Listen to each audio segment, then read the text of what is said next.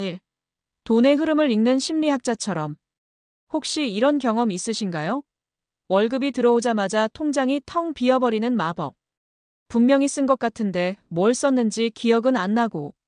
이런 현상은 마치 통장에 블랙홀이 있는 것처럼 느껴지게 합니다.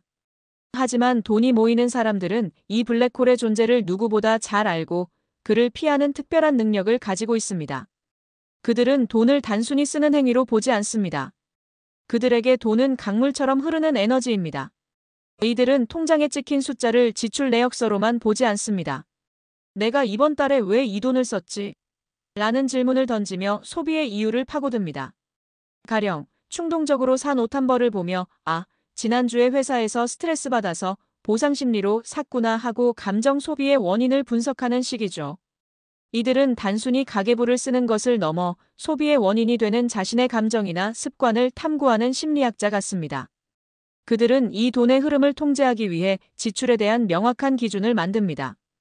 예를 들어 커피는 하루에 한 잔만, 택시는 한 달에 2번만 같은 구체적인 원칙을 세웁니다. 이런 기준들은 그들의 통장에 새는 물을 막아주는 댐 역할을 합니다. 이렇게 지출의 흐름을 통제하면 돈은 엉뚱한 곳으로 새어나가지 않고 차곡차곡 쌓이기 시작합니다. 마치 강물의 흐름을 바꿔 원하는 곳에 물을 가둬놓는 것처럼 말이죠. 돈이 모이는 사람들은 이처럼 지출을 통제하는 것에 그치지 않고 그들의 소비가 가져올 미래의 가치에 집중합니다. 10,000원을 쓸 때도 20,000원이 지금의 행복을 주지만 10년 뒤에는 100,000원이 될 수도 있는 기회를 놓치는 건 아닐까 하고 고민합니다. 감정적인 만족감보다 미래의 풍요를 선택하는 지혜를 가지고 있는 것입니다. 그들은 충동적인 소비의 유혹을 뿌리치고 돈의 흐름을 원하는 방향으로 바꾸는 능력을 스스로 길러냅니다. 결국 돈의 흐름을 통제하는 습관이야말로 부를 향한 가장 첫 번째 열쇠가 됩니다. 2. 작은 돈의 무서운 힘을 아는 전략가처럼. 부자들은 큰 돈을 다루는데 능숙하다고 생각하지만 진짜 부자들은 작은 돈을 대하는 태도가 남다릅니다. 이들은 푼돈을 푼돈으로 보지 않습니다. 오히려 작은 돈이야말로 큰 부의 시작점이 될 수 있음을 잘 알고 있는 전략가와 같습니다. 우리의 일상 속에서 빠져나가는 작은 돈들은 마치 통장에 난 작은 구멍들과 같습니다. 매일 마시는 커피 한 잔, 배달비, 그리고 끊임없이 결제되는 구독료들. 이 작은 돈들은 의식하지 못하는 사이에 우리의 재정을 좀먹습니다. 한 번에 큰 금액이 나가는 것이 아니기에 심각하게 받아들이지 않기 쉽습니다. 하지만 돈이 모이는 사람들은 이 작은 구멍들이 모여 결국 통장을 텅 비게 만들 수 있다는 사실을 누구보다 잘 알고 있습니다. 그래서 그들은 사소한 지출에도 방향성이라는 잣대를 들이댑니다. 이 4,000원짜리 커피 한 잔이 내 삶에 꼭 필요한가? 이 구독 서비스가 정말 내게 도움이 되는가? 하고 끊임없이 질문합니다. 그들은 작은 돈을 아끼는 것을 궁상맞은 행동으로 생각하지 않습니다. 오히려 작은 돈을 통제함으로써 미래의 큰 자산을 만들 수 있다는 것을 알고 있습니다. 만약 하루 4,000원의 커피값을 아껴서 한 달에 12만 원, 1년에 144만 원을 저축한다고 상상해 보세요. 이 돈을 꾸준히 투자한다면 시간이 지날수록 복리의 마법이 더해져 거대한 눈덩이가 됩니다. 이들은 이처럼 작은 돈을 모아 씨앗을 뿌리고 그 씨앗이 거대한 나무로 자라는 과정을 즐깁니다. 당장의 편안함을 잠시 미루고 미래의 안정감을 선택하는 것이 바로 그들의 전략입니다. 작은 돈을 통제하는 습관은 결국 큰 돈을 다루는 능력으로 이어집니다. 푼돈을 소중히 다루는 태도가 몸에 배면 억 단위의 큰 돈이 들어와도 허투루 쓰지 않게 됩니다.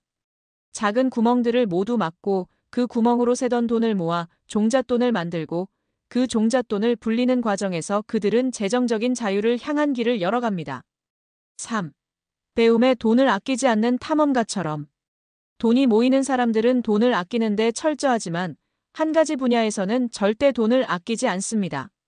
바로 배움입니다. 그들은 책, 강의, 그리고 새로운 경험에 투자하는 것을 소비가 아닌 미래를 위한 가장 확실한 투자라고 생각합니다.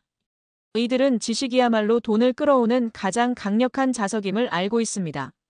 아는 만큼 보인다는 말처럼 돈에 대해 아는 만큼 돈 버는 기회도 더 많이 보입니다. 경제신문을 꾸준히 읽고 재테크 관련 서적을 탐독하며 유료 강의를 듣는 것에 주저함이 없습니다. 이들은 끊임없이 변화하는 금융시장의 흐름을 이해하기 위해 마치 탐험가처럼 새로운 지식의 세계를 탐험합니다. 이런 배움의 태도는 단순히 정보를 얻는 것에 그치지 않습니다. 그들은 배운 내용을 자신의 것으로 만들고 이를 통해 나만의 투자 원칙을 세웁니다. 유행하는 주식에 무턱대고 투자하는 대신 자신만의 분석을 통해 신중하게 판단합니다. 남들이 좋다고 하는 정보에 휩쓸리지 않고 자신만의 시각으로 옥석을 가려내는 안목을 기릅니다. 게다가 그들은 경제적 자유를 얻기 위해 새로운 수입원을 만드는 데도 적극적입니다. 본업 외에 부업을 하거나 새로운 기술을 배우고 전문가들의 조언을 구하는데 아낌없이 돈을 씁니다. 이런 행동은 단기적인 이익을 넘어 미래의 경제적 안정성을 강화하는 장기적인 포석입니다. 그들은 단순히 돈을 모으는 것을 넘어 돈을 벌 수 있는 능력 자체를 키우는 데 집중합니다. 배움에 투자하는 습관은 그들을 단순한 저축가를 넘어 돈의 흐름을 읽고 기회를 포착하는 재테크의 고수로 성장시킵니다. 돈이 모이는 사람들의 통장 잔고는 단순히 아끼는 습관의 결과가 아니라 자신에게 투자하고 끊임없이 배우는 지적 호기심의 결과인 것입니다. 4. 돈을 도구처럼 쓰는 담대한 리더처럼. 대부분의 사람은 돈에 끌려다닙니다. 돈이 없으면 불안해하고 돈이 생기면 흥청망청 쓰며 돈의 노예가 됩니다. 하지만 돈이 모이는 사람들은 돈을 대하는 태도가 완전히 다릅니다. 그들은 돈을 도구로 여기는 담대한 리더와 같습니다. 이들에게 돈은 목적이 아니라 삶의 목표를 이루기 위한 수단일 뿐입니다. 그들은 돈을 쓸 때 불안해하지 않습니다. 써야 할 때 과감하게 쓰고 아껴야 할 때 철저하게 아끼는 자신만의 원칙을 가지고 있기 때문입니다. 이들은 돈을 쓰면서도 이 지출은 내 삶의 질을 높이는 데 꼭 필요한 투자야라고 스스로에게 확신을 줍니다. 예를 들어 좋은 책을 사거나 자기 개발을 위한 강의를 듣는 데 쓰는 돈은 아깝게 생각하지 않습니다. 또한 그들은 돈을 쓸 때 남들의 시선을 의식하지 않습니다.